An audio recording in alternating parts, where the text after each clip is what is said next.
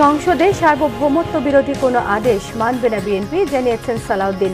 নির্বাচনের মাধ্যমে সকল সমস্যা সমাধানের আশা খসরুর। বিএনপিকে জেতানোর নির্বাচন সাজাচ্ছে সরকার, অভিযোগ জামাতের। রাজনৈতিক মতবিরোধকে দর কষাকষি বলেছেন বিশ্লেষকরা। আওয়ামী লীগকে ছাড়াও নির্বাচন হবে অংশগ্রহণ ও অন্তর্ভুক্তিমূলক, বলেছেন ডক্টর ইউনূস। দিলেন ব্যাপক ভোটার উপস্থিতির নিশ্চয়তা। দেখছিলেন কাউন্সিলমেন্ট সংবাদ শিরোনাম। নির্বাচনের দিনই গণভোট আয়োজনকে স্বাগত জানিয়েছে বিএনপি, তবে জাতীয় সংসদের সার্বভৌমত্ব নষ্ট করে এমন কোনো আদেশকে দলটি প্রশ্রয় দেবে না বলে জানিয়েছেন বিএনপি স্থায়ী কমিটির সদস্য সালাউদ্দিন আহমেদ।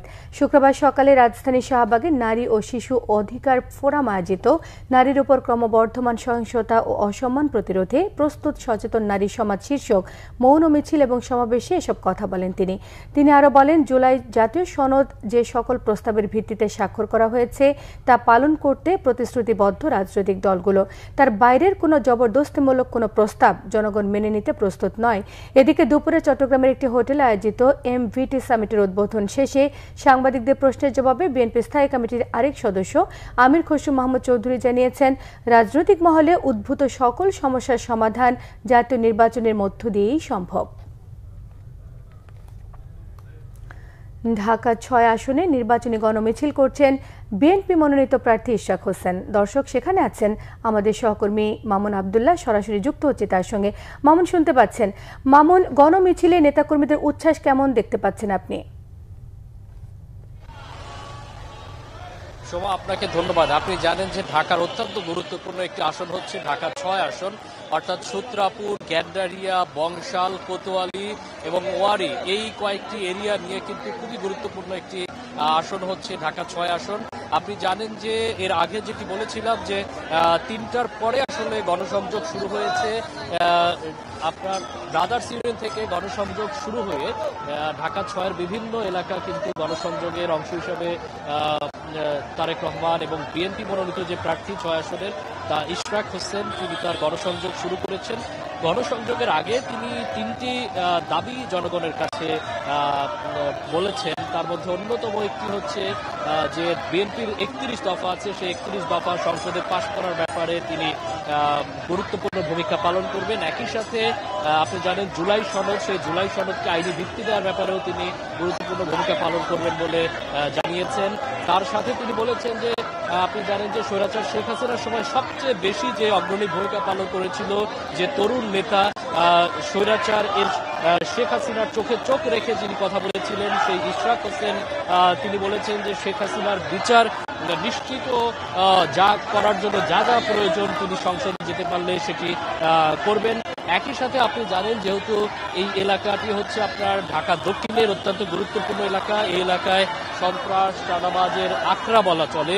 এই সন্ত্রাস চাঁদাবাজের আখড়ায় তিনি গুরুত্বপূর্ণ ভূমিকা পালন করতে চান। তিনি বলেছেন যে তার দল থেকে তাকে যদি বিজয় করা হয়, জনমানুষের প্রত্যাশা যদি পূরণ হয়, তাহলে তিনি বলেছেন যে এই এলাকা থেকে যত অপরাধ আছে, যত চাঁদাবাজ আছে, সেই অপরাধী চাঁদাবাজীদেরকে দলের ঠাঁই না দিয়ে তাদের বিচারে আওতায় আনা হবে। এবং একই সাথে তিনি বলেছেন যে এই এলাকা থেকে আসলে তিনি যদি নির্বাচিত হতে পারেন, এই এলাকায় গণমানুষের অনেক সমস্যা আছে, যেহেতু একটি ঘনবসতিপূর্ণ এলাকা, এই এলাকায় আসলে অনুন্নত এলাকাটা। আপনি জানেন যে এখানে সাদেক হোসেন খোকা একসময় ৩০ বছর আগে তিনি তৎকালীন যে শেখ হাসিনা, তিনি যে আওয়ামী লীগের যে সরকার প্রধান ছিলেন, তাকে তিনি হারিয়ে এই এলাকা থেকে তিনি নির্বাচিত হয়েছিলেন। গেরিলা থেকে জননেতাতে তিনি রূপান্তর হয়েছিলেন। সেই আসন থেকে তিনি এবার দাঁড়িয়েছেন। তার প্রত্যাশা তিনি এলাকা থেকে বিপুল ভোটে জয়লাভ করবেন। জয়লাভ করে তিনি গণমানুষের যত দাবি আছে সেই দাবিগুলো আদায়ে তিনি অগ্রণী ভূমিকা পালন করবেন, এমনটি জানিয়েছেন। তো সবাই ছিল আমার কাছে মিছিলের সবশেষ খবর।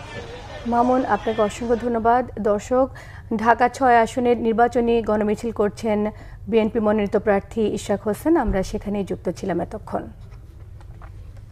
বিএনপিকে জেতাতে সাজানো নির্বাচন অনুষ্ঠান করতে চায় সরকার, অভিযোগ করেছেন জামায়াতে ইসলামীর নায়েবে আমির ডাক্তার সৈয়দ আব্দুল্লাহ মোহাম্মদ তাহের। রাজধানীর আল ফালাহ মিলনায়তনে জামায়াত নেতৃত্বাধীন ৮ দলের ব্রিফিংয়ে তিনি জানান, বিএনপির চাপে নতি স্বীকার করে প্রধান উপদেষ্টা একই দিনে গণভোট এবং জাতীয় নির্বাচন অনুষ্ঠানের ঘোষণা দেন। আলাদা দিনে গণভোট দাবি করে তিনি জানান, একই দিনে হলে গণভোটে কোনো গুরুত্ব থাকবে না। ডাক্তার তাহের জানান, ডক্টর মোহাম্মদ ইউনূস কোনো অন্যায় চাপে নতি স্বীকার করবে না মনে হয়েছিল, অথচ একটি দলের সঙ্গে কম্প্রোমাইজ করে সংস্কার কমিশনের প্রস্তাবে পরিবর্তন করেছেন তিনি। এতে জনগণ হতাশ হয়েছে। তিনি বলেন, গণভোটের 4টি পয়েন্ট এনে জটিলতা সৃষ্টি করেছেন, যা জনগণ বুঝবেন না। কোনো দল ক্ষমতায় গিয়ে সংস্কার না মানলে কিছু করার থাকবে না। প্রধান উপদেষ্টার ভাষণে সে বাধ্যবাধকতা নেই বলে মনে করে 8 দল। নির্বাচন অবাধ, সুষ্ঠু হবে কিনা তা নিয়ে শঙ্কাও প্রকাশ করেছেন জামায়াতের এই নেতা।